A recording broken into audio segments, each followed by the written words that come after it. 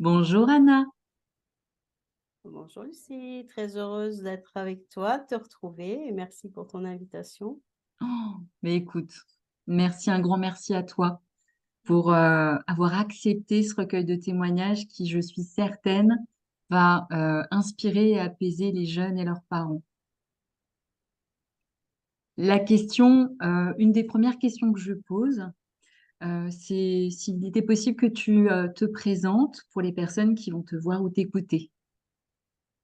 Écoute, Anna Reynaud, j'ai 65 ans le mois prochain. Voilà, j'ai un parcours tout à fait atypique, ça serait long de le résumer, mais voilà, j'ai repris mes études à 36 ans et je suis devenue professeure de collège, professeure de lettres modernes, donc pendant 23 ans. Et là, jeune retraitée depuis le 1er octobre.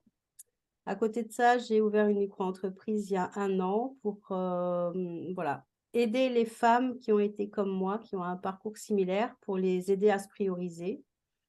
Et comme la relation avec mes classes me manque, je suis partie aussi pour faire coach scolaire, enfin pour voilà, motiver les jeunes qui ne le sont plus et aider pour tout ce qui est remise à niveau et cours de français en l'occurrence. Merci beaucoup Anna. La question phare de cet entretien, c'est comment c'était à l'école pour toi, Anna? Alors, on va dire que ça a assez mal commencé parce que je suis de la génération donc d'avant 68 et toute ma période primaire, j'ai pas de détails. Je pense que je fais partie d'une catégorie de personnes qui occultent les mauvais souvenirs. Mais une chose qui est fondamentale dans toute cette période maternelle, primaire, c'est un sentiment d'angoisse, littéralement, d'anxiété et d'angoisse. Je partais à l'école la boule au ventre. Alors, chose que j'ai su plus tard, j'étais une dyslexique dysorthographique et à l'époque, c'était ni diagnostiqué ni rien du tout. On faisait tout bonnement partie des cancres, c'était irrémédiable. Donc, je me souviens c'était un traumatisme quand l'instituteur rendait les copies de dictée, parce qu'à l'époque, on ne faisait pas du tout de... Enfin, c'était que la langue, hein, c'était orthographe, grammaire, conjugaison. Et quand les dictées étaient revenues, en tant que dyslexique et dysorthographique, d'abord, il avait une façon de rendre les copies par ordre décroissant de notes. Donc, je savais que j'arrivais à la fin. Mais mis à part ça, c'était une humiliation publique. Il citait mon nom. Et c'était même pas un zéro, c'était 0 plus 50 ou 60 fautes, tu vois. Donc, c'était voilà, un climat d'angoisse constant. C'était une époque où les enfants, on n'était pas considérés comme des êtres à part entière, c'est-à-dire que j'avais pas de mes parents, voilà, un bilan de mon état d'être, mon état d'esprit, tu vois, je pouvais pas me confier, il y avait très peu de com à l'époque. Donc c'était, je m'évadais autrement, hein, il y a pas de souci, mais la primaire avec cette austérité qu'il y avait à l'époque, c'est vraiment pas des bons souvenirs, des choses douloureuses, de l'humiliation, de la douleur et puis, une estime de soi qui s'effondre parce qu'à force d'être humiliée, puis en plus, voilà, j'avais pas le moyen de rééduquer ma dyslexie, c'était, compliqué. Donc ça a forgé mon caractère et je suis devenue totalement introvertie, sauvage, pendant de nombreuses années. Et puis ouais, une perte de confiance en l'autre aussi, en l'adulte, D'accord. principalement. Et quand est-ce que je suis tellement impatiente d'avoir la suite de ton histoire, mais quand est-ce que ça a basculé? Parce que là, en te présentant, tu as dit que tu étais professeur des collèges en lettres modernes. Donc On y pour vient. moi, il y a une espèce d'antinomie entre Mais prof de français, de lettres modernes et la jeune, l'enfant que tu étais. Quand est-ce que chez toi, il y a eu un basculement? alors je vais poursuivre le récit, mais je suis pleine de paradoxes et de contradictions, hein, ça fait partie de mon histoire. J'ai jamais fait les choses dans l'ordre établi aussi. Donc, j'ai redoublé mon CM2 Voilà, on était à Strasbourg. Je l'ai très, très mal vécu parce que bien sûr, je m'éloignais de mon groupe de camarades. Mais il y a eu quelque chose qui a fait, que je suis rentrée dans une autre période de ma vie. On est une famille méridionale et mon père était médecin et avait trouvé un poste, dans un hôpital psychiatrique à Strasbourg, alors qu'on venait de l'autre côté de la Méditerranée. Donc, voilà, un mal-être familial, on va dire, quasi de l'exode. Hem, voilà, d'un climat austère, de gens peut-être d'apparence moins chaleureuse. Donc ça a été douloureux familialement complètement et mon père a décidé, de retrouver le reste de la famille sur Nice. Donc on a déménagé, c'était en 71.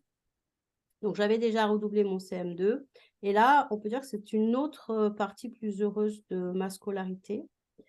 Donc le gros avantage que j'avais, mon père était, médecin, il s'est spécialisé en psychiatrie, neuropsychiatrie, neurologie. Donc j'ai pu bénéficier à cette époque et là, ça devait, commencer à être connu, tous ces handicaps et j'ai été rééduquée par une psychologue, une orthophoniste, une orthoptiste, enfin, j'ai dû faire toutes les nouvelles, technologies, nouveautés de l'époque et j'ai été rééduquée très longtemps, mais très rapidement, ça a fait de l'effet au niveau des résultats scolaires. Waouh. Et au collège, c'est une époque où c'était plus, noté en chiffres, mais tu sais, en lettres ABC et j'ai rejoint, le groupe de tête, des classes, que ce soit en 5e, 4e et 3e. Ok, Voilà et donc j'ai pu, rentrer au lycée.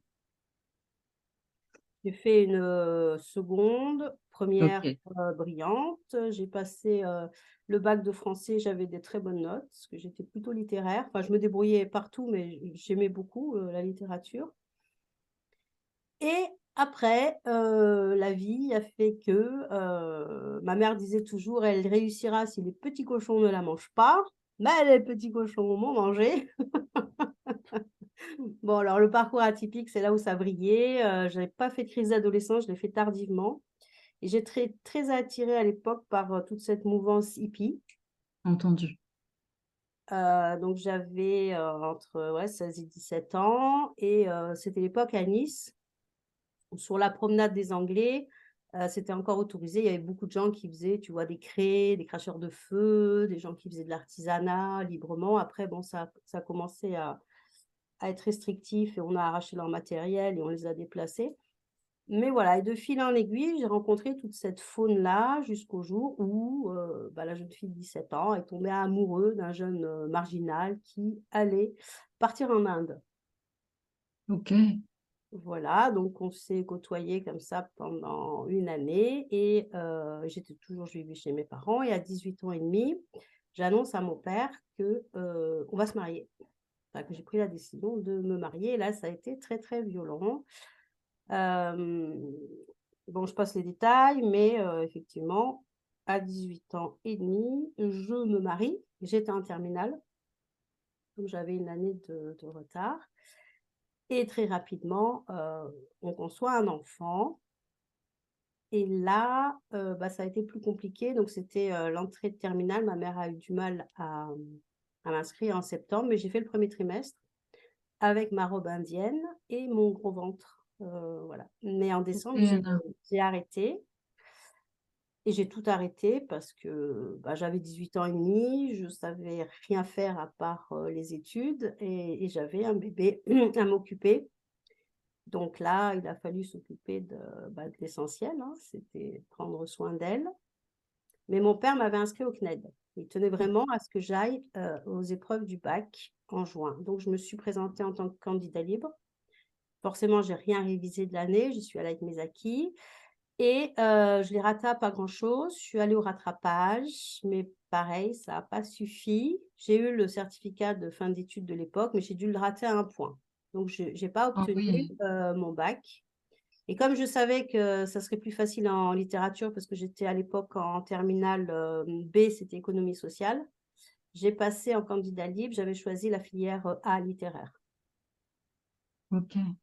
Voilà et après, la vie m'a amenée tout à fait, ailleurs. J'ai contribué à réaliser les rêves de ce premier mari et qui était un an 68 art et qui rêvait d'avoir sa ferme en Ardèche et de produire du fromage de chèvre.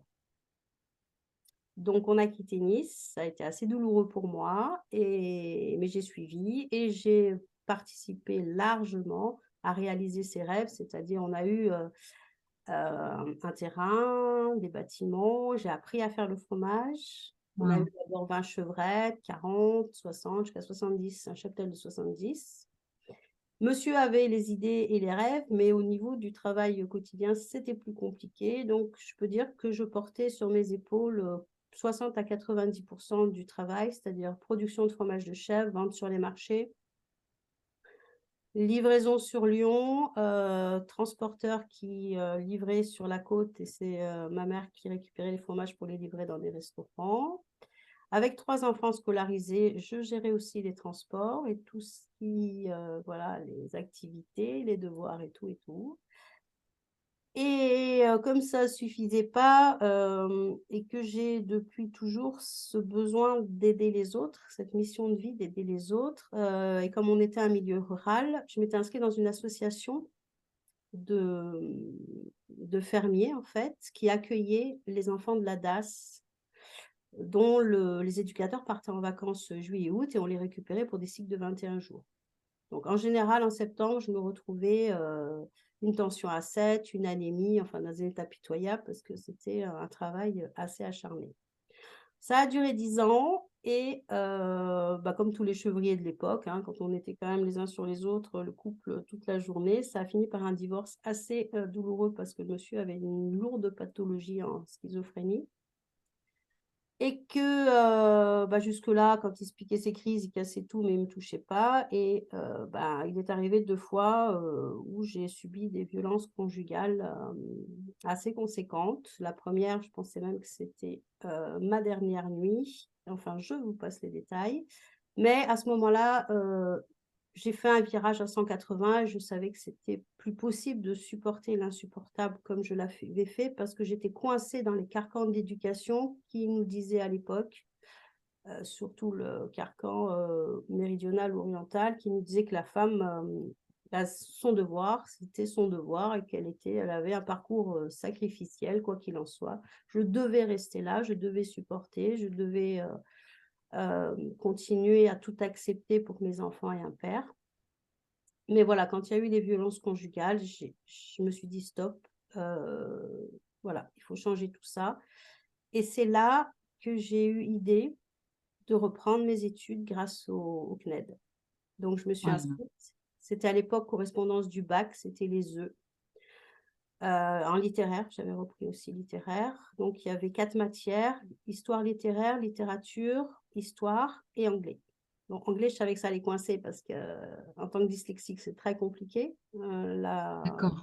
Les compétences en anglais pour des dyslexiques, c'est très, très difficile et que je n'avais pas pratiqué depuis 20 ans et qu'à l'époque, il n'y avait pas comme maintenant Mm. l'oralité, les discussions, les exposés. Donc, mais bon, je m'inscris.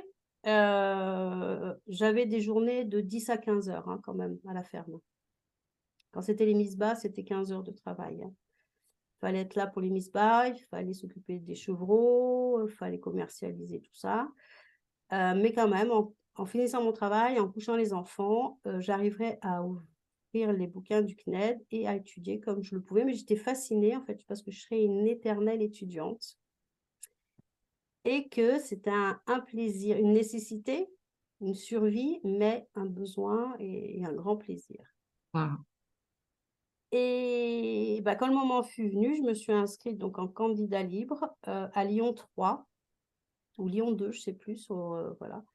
Et quand je suis allée là-bas m'inscrire, c'est une anecdote que je partage et qui m'a marquée. La secrétaire me fait passer dans, tu sais, c'est des vieux bâtiments sur Lyon. Elle me fait passer dans une Ouais. petite cour avec une belle pelouse. Elle me dit, attendez, ici, il y a des trèfles à 4 feuilles, il faut que j'en trouve un pour vous.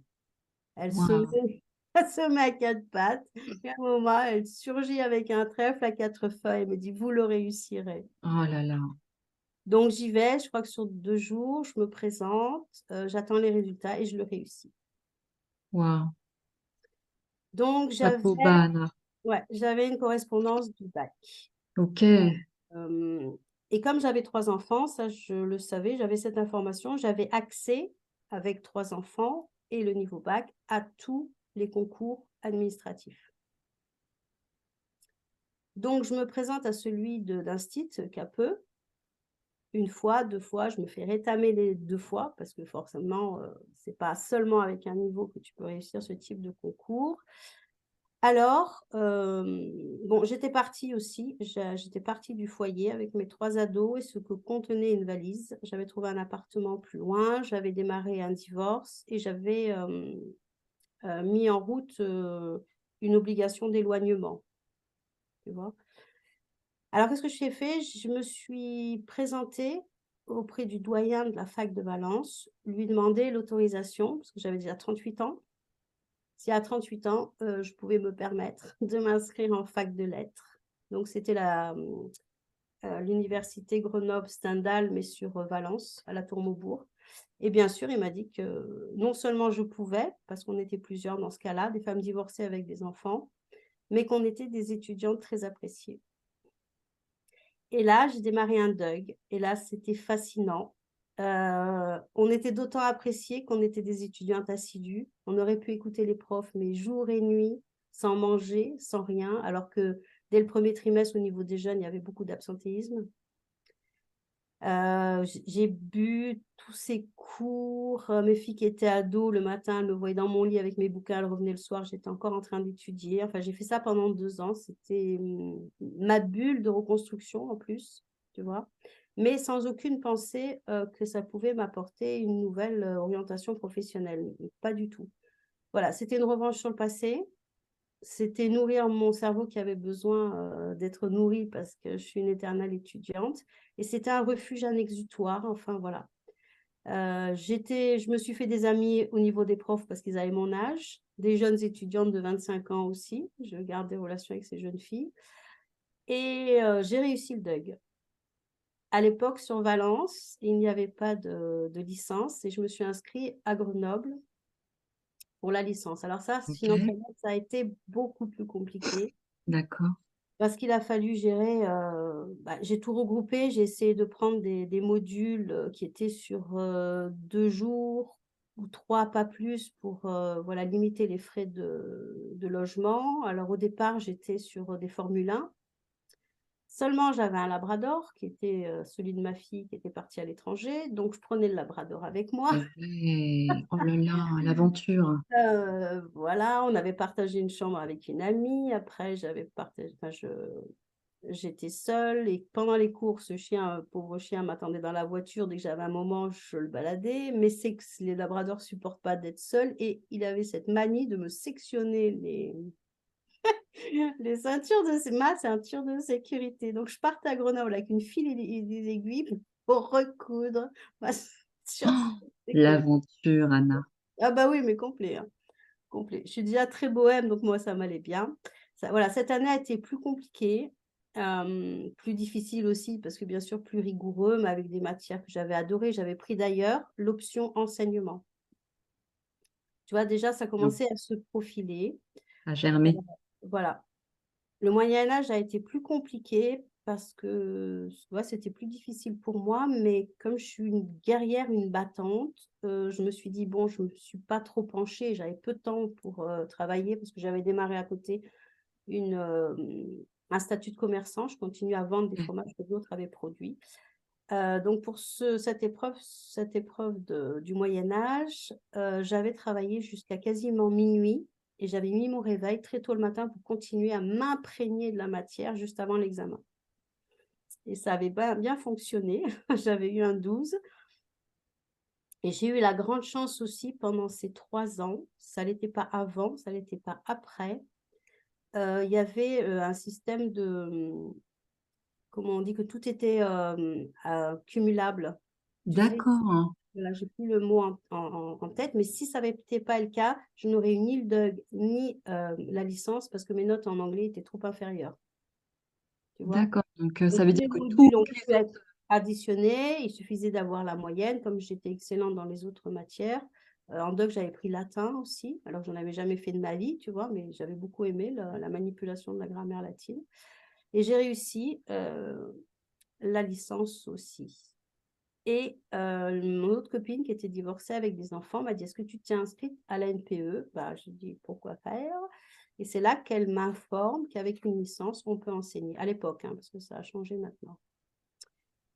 Donc c'était vraiment très loin de moi. J'ai jamais pensé à cette profession. Moi, j'étais partie pour suivre les traces de mon père en tant que psychologue. D'accord. J'étais trop introvertie pour imaginer même m'exposer physiquement devant des classes, c'était juste pas possible. Seulement ça devenait vraiment une nécessité au niveau, financier, il fallait que je travaille. Donc tant qu'à faire, puisque la littérature était vraiment une passion et qu'après ces 3 années, c'était complètement confirmé, je me dis: «Allez, on y va». Je me suis inscrite à la NPE. Quelques jours après, un proviseur, de Roussillon, en Drôme, m'appelle. Il y avait 1 heure, plus d'1 heure de trajet. Je ne souhaitais qu'une chose, c'est qu'il me refoule. J'étais morte de peur, terrorisée par ce que j'étais en train de faire, et je lui ai dit franchement que voilà, j'avais un niveau universitaire, ça c'était pas de problème, que j'avais pas fait d'UFM, que j'étais pas formée, que je savais pas ce que c'était tenir une classe. Enfin, j'ai tout fait pour pas me vendre. Je lui ai raconté mon histoire quand même. Il m'a regardé dans les yeux, il m'a dit: «Ne changez rien, restez tel que vous êtes, vous commencez demain». 3 préparations au bac, 3 premières S et une seconde. J'ai Mmh. bossé comme une acharnée tous les soirs, tous les mercredis parce que c'était dans l'urgence, hein, j'avais rien de prêt. J'ai préparé mes cours comme ça une semaine sur l'autre, je corrigeais parce qu'on était c'était des effectifs de 36 élèves. Waouh, ouais. Et très rapidement, très rapidement, c'est devenu une passion. Les élèves ne comprenaient pas pourquoi, mais ils me sentaient différente. J'avais fait du social avant, donc j'avais eu des jeunes, de la DAS, j'avais aidé aussi des jeunes adultes, marginaux, toxicomanes, donc j'avais une autre approche de la jeunesse et je suis très rapidement, enfin, à chaque fois, je sais les apprivoiser en quelques semaines. Il y a tout de suite un rapport de confiance et cette année-là, ça avait fini en belle histoire d'amour et ça n'a cessé pendant 23 ans. Voilà, j'ai eu 2 années en lycée, le reste c'était en collège, principalement sur Tournon-sur-Rhône et ça a été, voilà, je partais tous les jours avec, la pêche et cette énergie de pouvoir transmettre, d'avoir des classes, à gérer. Dans ces classes, 25 à 30 personnalités différentes. Voilà, c'était des âmes qu'on m'avait confiées et au fur et à mesure de ces 23 ans, je me suis, acharnée à m'adapter au public qui changeait forcément au niveau des générations et à mettre en route de nouvelles, méthodes pédagogiques, de différencier, mes approches, que ce soit au niveau des cours, au niveau des contrôles. J'étais la première au collège à démarrer, des îlots bonifiés. OK. Tu vois? Donc c'était une autre façon, c'était plus chaque individu était seul, mais c'était au niveau des îlots, un groupe qui travaillait ensemble. Bon, la majorité des contrôles étaient individuels, mais il y en avait où ils travaillaient ensemble, mais en règle générale, c'était l'approche quotidienne de faire son travail seul, de mettre en commun ce qu'ils avaient trouvé, tu vois? Et un rapporteur venait et donnait les réponses et c'était, super pour moi. Enfin, c'était plus intimiste comme système de travail. Waouh, merci infiniment, Anna. J'aurais 2 autres questions, voire 3 autres questions à te poser, mais avant de te les poser, je te remercie infiniment pour cette généreuse et cette précieuse, enfin, j'allais dire non, c'est précieux et généreux partage. Mmh.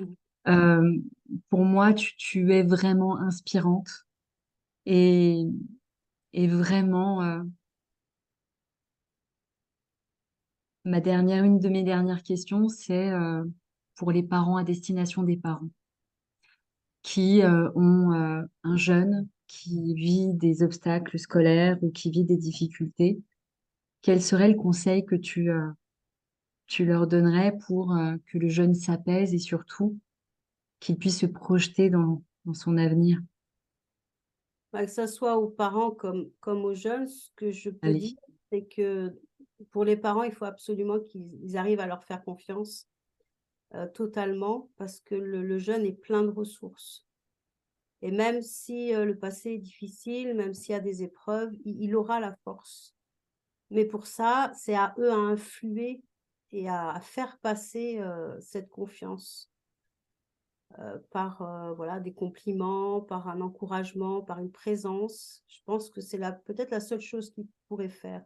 Et pour les jeunes, leur dire qu'il n'y a aucune limite à se poser, que jamais ils puissent rentrer dans leur cerveau qui ne peuvent pas, qui ne sont pas assez intelligents. Tout ça, c'est une très mauvaise histoire qu'envoie leur cerveau par leur passé, par leur éducation peut-être, parce qu'ils ont pu côtoyer, mais que tout est possible et qu'en France, on a la chance d'avoir un système éducatif où on peut reprendre les études à n'importe quel moment. Donc, je l'ai fait, moi, à 36 ans. C'est possible à n'importe quel âge. À n'importe quel âge, on peut recommencer, être maître de sa destinée, de la choisir et de se donner les moyens. Un pas après l'autre. Mais voilà, de rien bloquer, de se faire confiance et de recommencer, de choisir sa voie. Bien sûr, tout ce processus se fait aussi par le désir d'apprendre à se connaître, la connaissance de soi. Non, je bois tes paroles, Anna. Et la dernière question, quel est ton mot de la fin, s'il te plaît? Le mot de la fin, ça va être dans ce sens-là. Je veux dire, moi, j'ai mis beaucoup de temps à me chercher, à me découvrir, parce que c'est une époque où on n'arrivait pas à se construire. On avait un père autoritaire, ça a été le mari, on subissait, on était l'ombre de l'homme. Et quand j'ai fait ce virage à 180, et ben là, je me suis trouvée. Et là, j'ai pu enfin savoir ce que j'aimais faire et pourquoi j'étais destinée. Donc voilà, ne jamais cesser d'apprendre à se connaître et de se réaliser pleinement, de se prioriser, de prendre du temps pour soi. Merci infiniment, Anna, à nouveau. Je pense que les merci infiniment, je te les ai donnés régulièrement. Merci à toi, parce que c'est toujours vraiment un immense plaisir de pouvoir partager.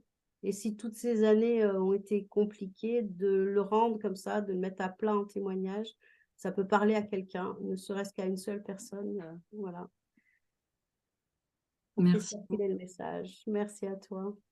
Je te souhaite une excellente continuation, de belles fêtes de fin d'année.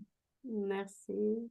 Merci toi aussi et merci pour ta mission aussi, Voilà. de pouvoir mettre en lumière des destins différents. Merci ma belle. À très bientôt. À bientôt.